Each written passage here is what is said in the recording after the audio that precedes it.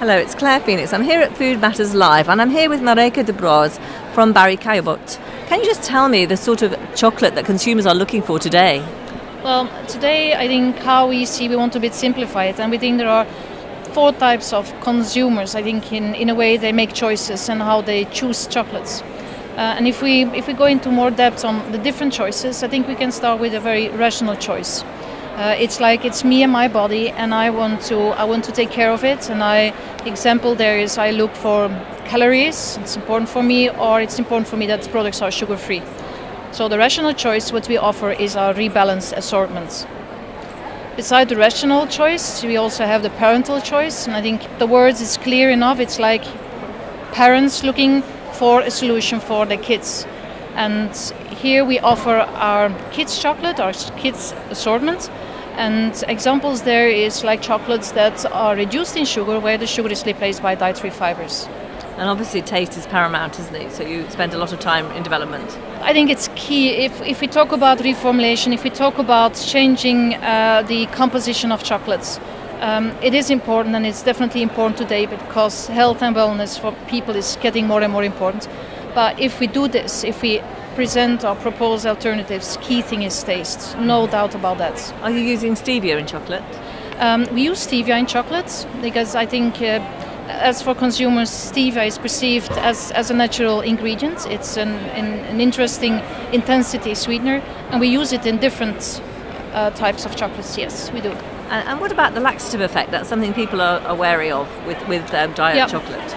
I think for some, depending on the sugar solution you choose, what kind of type of sugar replacer you choose for, whether it's dietary fibers or whether you go for sweeteners, there are, well, positive and negative, not really negative aspect, but there are things that you have to take into account. And when it comes to the warning label, I think for some of the sweeteners that are available on the markets and are used, you have to put, if you go above 10%, you have to put a warning label on it. And so some of our products will have it, others won't. So again, there it's important to understand what is the consumer choice, what do they value the most, and then propose something that fits in that. And chocolate seems to be getting a sort of a hero character at the moment with its high antioxidant content, doesn't it? People are really looking to chocolate to formulate with as well.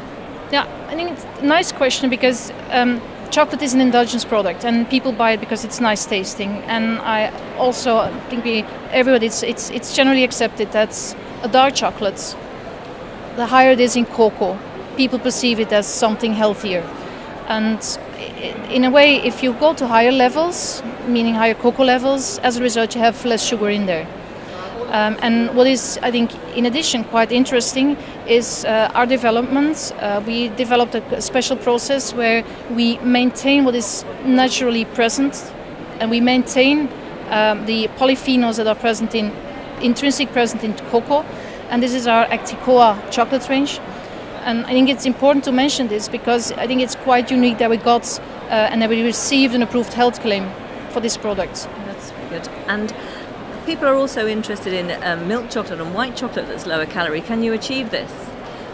For milk chocolate, you can achieve it. I think if you talk about calorie reduction in chocolate, it's quite important that we have to work on 2 things. We have to work on the sugar replacement, a full sugar replacement, and we have to reduce the fat content as low as possible and still keep it into the legal limits, because chocolate, quite interesting, it's an ingredient that or a product where you have very strict legislation to protect and to maintain the good quality of the product.